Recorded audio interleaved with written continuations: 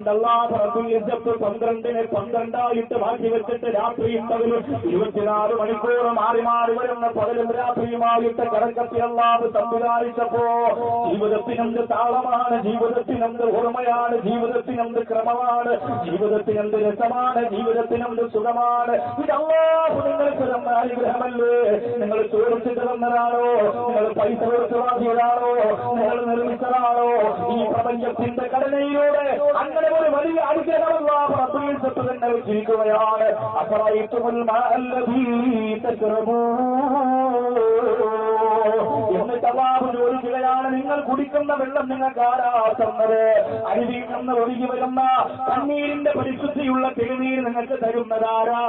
അല്ലാഹുവേ, അല്ലാഹുവേ, ആ മനോഹരമായ വെള്ളം നിങ്ങൾക്ക് തരുന്നതാരാണ്? പടച്ചോ ചോദിക്കുകയാ. ഒന്ന് ചിന്തിക്കാൻ നിങ്ങൾക്ക് കഴിയോ? കാലഘട്ടം പുറത്തങ്ങോട്ട് കഴിയുമ്പോ ഇന്ന് മെറ്റൂരിന് വേണ്ടി യുദ്ധം ചെയ്യുന്നത് പോലെ ഇനി വരുന്ന ഒരു കാലഘട്ടത്തിൽ ഒരു ഗ്ലാസ് പച്ചവെള്ളത്തിന് വേണ്ടി യുദ്ധം നടക്കാൻ പോകുകയാ. പച്ചവെള്ളത്തിന് വേണ്ടി, തെളിനീരിന് വേണ്ടി രാജ്യങ്ങൾ തമ്മിൽ യുദ്ധം നടക്കാൻ പോകുകയാ. അള്ള ചോദിക്കുന്ന നിങ്ങൾക്ക് കുടിക്കാനുള്ള വെള്ളം തന്നതാരാ?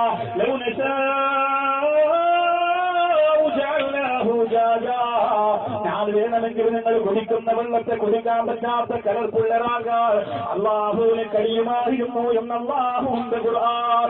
നിങ്ങൾ കുടിച്ചുകൊണ്ടിരിക്കുന്ന വെള്ളത്തിന്റെ തെളിനീര് മാറ്റിയിട്ട് കലർപ്പുള്ള വെള്ളമാക്കാൻ എനിക്ക് കഴിയുമായിരുന്നു, പക്ഷേ ഞാനത് ചെയ്തില്ല.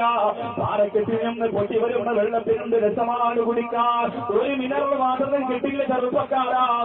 നിങ്ങൾ ഏതൊക്കെ കമ്പനി കൊണ്ടുപോയി വൃത്തിയാക്കി കൊണ്ടുവന്ന വെള്ളത്തിനാണെങ്കിലും പാറക്കിടയിലൂടെ ഒഴുകി വരുന്ന അല്ലാഹു അയച്ചു തരുന്ന മനോഹരമായ തെളിനീരിന്റെ സുഖം നിങ്ങൾക്ക് ലഭിക്കൂല.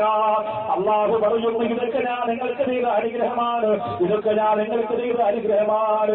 ഇതൊന്നും പോരാതെ, ഇതൊന്നും പോരാതെ ഉമ്മയുടെ ഉദരത്തിനകത്ത് അല്ലാഹുവേ ഒരു തുള്ളിയായി തെറിച്ചു വീണപ്പോ, ഒരു തുള്ളിയായി തെറിച്ചു വീണപ്പോ 500 മില്യൺ മക്കളെ ഉണ്ടാക്കാൻ പറ്റുന്ന, നിർമ്മിക്കാൻ പറ്റുന്ന ബീജത്തുള്ളികളാണ് ഒരു മാതാവിന്റെ ഗർഭാശയത്തിലേക്ക് ഒരു ചലനത്തിലൂടെ തെറിച്ചു ചെല്ലുന്നതെന്ന് ചരിത്രം പറയുകയാ. അങ്ങനെ 500 മില്യൺ മക്കളെ നിർമ്മിക്കാൻ പറ്റുന്ന ശുക്ലത്തിൽ നിന്ന് ഒന്നിനെ മാത്രമല്ല തിരഞ്ഞെടുത്തിട്ട് അതിൽ നിന്ന്